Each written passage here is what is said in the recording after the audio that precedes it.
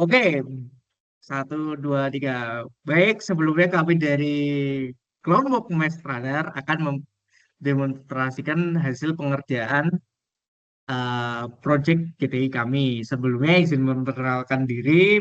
Perkenalkan, nama saya Yetila Rezi Zafran dengan NIM belakang Perkenalkan, 124. perkenalkan nama saya Muhammad Farhan Abdul Aziz. Nah, dengan NIM 240 601 241 241 enam. Perkenalkan nama saya Quinta Warabiansyah dengan NIM 016. Nama saya Muhammad Hussein Akbar dengan NIM terakhir 139. Oke, baik. Untuk yang pertama, kami akan menjelaskan mengenai algoritma yang dipakai yang akan dijelaskan oleh teman saya. Oke, saya akan menjelaskan algoritma utama yang digunakan dalam game Maze Runner ini. Jadi, maze atau labirin yang ada di game ini tidak dibuat secara manual. Setiap kali maze-nya ini dijalankan, maze-nya itu dibuat secara acak menggunakan algoritma Prim atau Prim's algorithm yang sudah dimodifikasi. Jadi cara kerjanya itu begini. Pertama karena semua sel pada grid itu 31 kali 31. Itu dimulai sebagai dinding semua. Lalu kita mulai pada titik 1, 1.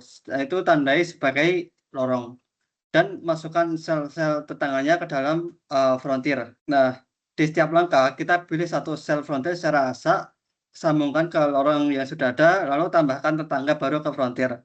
Proses ini terus berjalan sampai tidak ada frontier yang tersisa dan mesh itu sudah selesai terbentuk. Titik start itu ada di pojok kiri atas dan titik goal itu akan selalu ada di pojok kanan bawah ya. Selain itu ada tambahan, itu ada kemungkinan kalau itu ada 15% 15 mungkin dinding hapus secara asal untuk menciptakan loop supaya mesh itu tidak terlalu linear dan player bisa menggocek-gocek ghost-nya. Algoritma kedua yang penting adalah cara si ghost mengajar pemain. Ghost itu menggunakan BFS atau Breadth First Search untuk menavigasi labirin. BFS itu simple tapi sangat efektif. Ghost itu mulai dari mencari posisinya sendiri, lalu mengeksplorasi semua sel yang bisa dijangkau layar demi layar.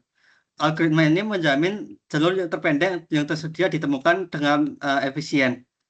Hasilnya itu disimpan sebagai next step. Jadi Ghost itu tidak langsung lompat ke target, tetapi berjalan sel per sel melalui koridor maze. Ghost juga punya dua state.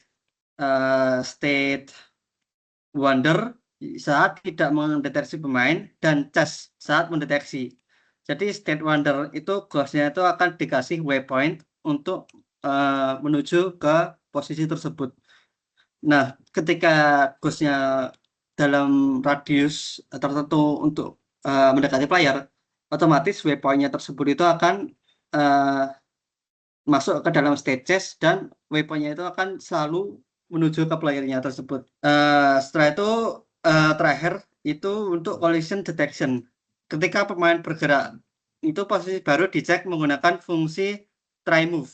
Nah, sistem itu mengecek 4 sudut dari headboard pemain. Kiri depan, kanan depan, kiri belakang, dan kanan belakang. Kalau salah satu sudut mendapat editing, gerakan ke arah itu dibatalkan.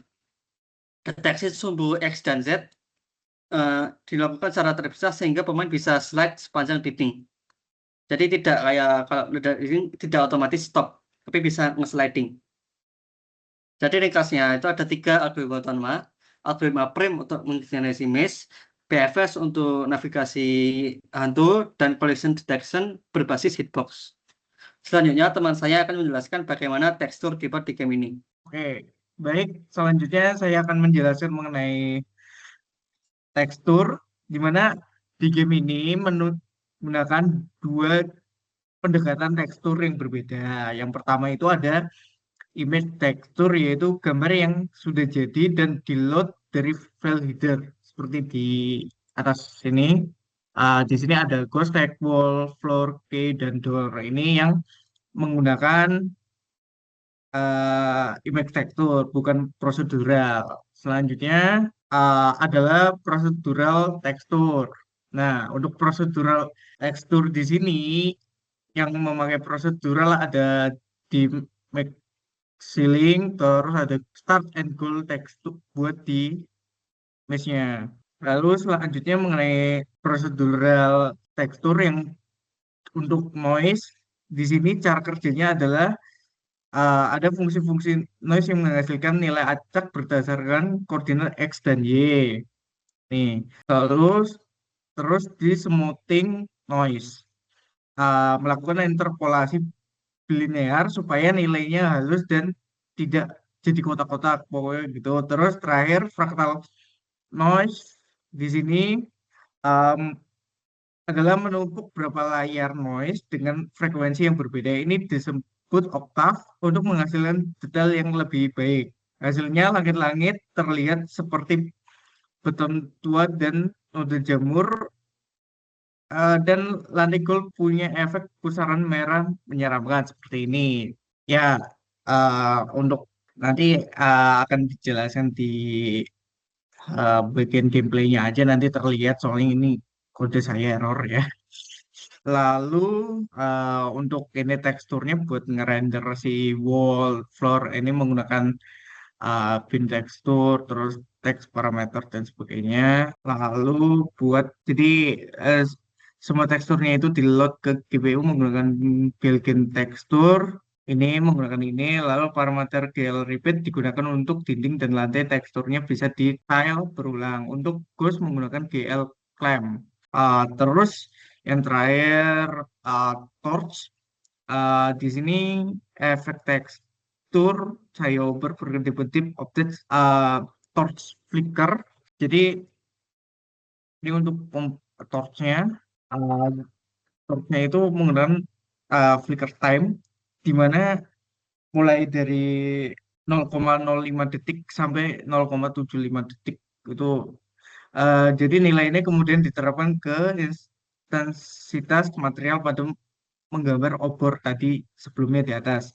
Hasilnya atmosfer terasa lebih hidup dan menyeramkan yang akan dijelaskan pada gameplaynya nanti. Jadi tekstur game ini merupakan kombinasi dari image tekstur untuk realisme dan procedural tekstur untuk efisiensi dan variasi. Selanjutnya teman saya akan membahas mengenai sistem kamera. Oke, di sini saya akan membahas tentang sistem kamera dan juga display. Jadi komponen visual ini dikendalikan oleh dua fungsi utama, yaitu setup kamera dan juga si display di sini. Jadi si setup kamera ini itu transformasi matriks proyek melalui si setup kamera. Kalau rendering pipeline-nya itu kita pakai si display ini. Kalau kita masuk ke kamera dulu, jadi di sini kita punya 4 mode kamera. Yang pertama itu mode FPP, yang kedua itu mode two-point perspektif, yang ketiga itu three-point perspektif, dan yang keempat itu mode ortografik atau bird's eye view. Kita bahas yang pertama dulu. Jadi yang pertama itu kayak lagi di game FPS, tapi karena ini bukan game FPS makanya ya kita sebutnya FPP aja. Jadi kita di sini pakai FOV selebar 72 derajat. Untuk aspek rasionya itu dinamis.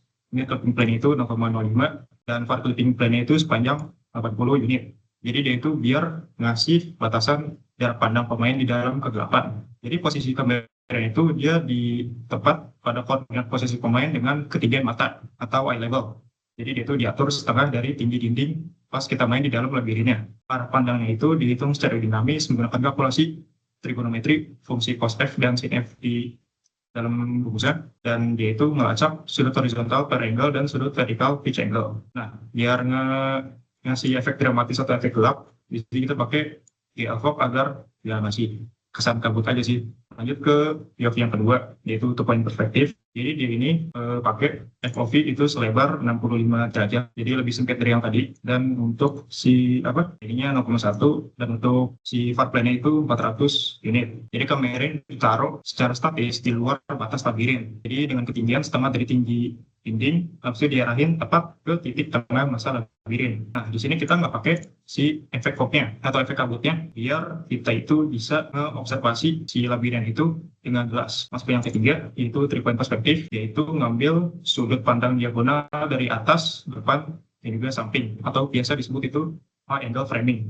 FOV-nya itu lebih sempit di 55, ini 0,1, dan si part unit itu 300. Nah, di sini tinggi kameranya itu ditempatkan di tinggi pada sudut ruangan dengan elevasi sebesar 0,8 kali dari total lebar mesh, memandang ke arah dasar tengah labirin. Jadi karena sudut kemiringan ini ada potensi buat model pemain terhalang oleh struktur dinding, kita sistem rendering itu secara otomatis bakal ngaktifin penanda khusus berbentuk segitiga kuning yang dipakai itu draw player marker untuk melacak posisi koordinat pemain dari atas. Dan yang terakhir itu ada first eye view atau orthographic 3D. Ya, dia pakainya GL ortho, bukan ini belum perspektif. Jadi dia itu karakteristiknya itu dia ngehilangin distorsi jarak. Semua objek itu bakal kelihatan sama, mau itu letaknya dari kameraman juga. Kamera itu diposisikan miring di ketinggian 50 unit, memandang ke tengah labirin. Jadi kita juga bisa pakai auto zoom di sini. Jadi kita bisa zoom in, zoom out pakai input minus ataupun plus di keyboard kita. Masuk ke display di sini. Jadi seluruh logika yang tadi itu dieksekusi di dalam fungsi display ini. Jadi urutan eksekusinya itu, pertama si program itu bakal ngelakuin pengukuran jendela terbaru menggunakan si groove fit ini. Jadi biar si display itu kagak ke distorted ketika kita ya resize atau ditarik-tarik. Di sini kita pakai frame buffer menggunakan GLTR untuk buffer warna maupun kalkulasi kedalaman. Yang ketiga kita pakai setup kamera untuk memasang matriks proyeksi biar diikuti dengan pembaruan posisi pencahayaan pakai update lights. Habis itu yang keempat kita merender objek lingkungan dengan berurutan, jadi dengan labirin, habis itu obor, item, dan mode musuh. Dan yang terakhir itu elemen UI 2 dimensi seperti heads-up display dan minimap itu digambar di lapisan paling atas. Mungkin itu sekian penjelasan buat kamera dan juga display. Selanjutnya untuk display akan dijelaskan oleh teman saya. Baik, jadi yang terakhir di sini saya akan fokus pada gameplay dari Maze Runner atau Maze Run Horror ini. Di sini saya akan menjelaskan mekanik gameplaynya. Jadi pertama tujuan game ini adalah dia harus mengumpulkan 10 kunci, 10 key yang tersebar di seluruh maze untuk mencapai sebuah pintu keluar yang sudah ditentukan oleh gamenya. Nah, kalau semua kunci itu sudah kumpul, terus pemain tuh harus masuk ke dalam pintu yang sudah tersedia di akhir permainannya. Nah, kunci-kunci tersebut itu diletakkan secara random. Nah, di mana game mencari dead end match-nya terlebih dahulu, baru sisanya tuh diletakkan secara acak. Mungkin kita coba dari map-nya. Nah, di sini terlihat peta 2 dimensinya. Nah, yang biru-biru ini adalah kunci-kunci yang harus kita temukan di dalam gamenya. Nah, terus juga di game ini punya sistem stamina dan sprint. Jadi di pojok kiri bawah di situ ada stamina-nya, di mana kalau kita menekan shift pada ini, nah stamina-nya bakal berkurang, lalu dia akan mengisi kembali. Jadi stamina-nya tuh awalnya kita isi sebesar 100. Nah, saat sprint, saat kita menekan shift, itu dia berkurang 22 per detiknya. Nah, ini tuh untuk strategi nambahin mekanik. Jadi strategi kita dalam menyelesaikan game ini. Lalu untuk Ghost AI-nya atau mekanik stealth-nya, Ghost itu punya 2 stat yang udah jelasin tadi, yaitu Wander dan Chase. Yang menarik di sini adalah deteksi Ghost itu bisa mendeteksi dari jarak 6,5 sel. Nah, tapi kalau pemain diam, jarak deteksinya tuh turun drastis menjadi hanya 5% dari jarak normalnya. Yang artinya pemain tuh bisa bersembunyi dengan cara berdiri hanya diam, tidak bergerak.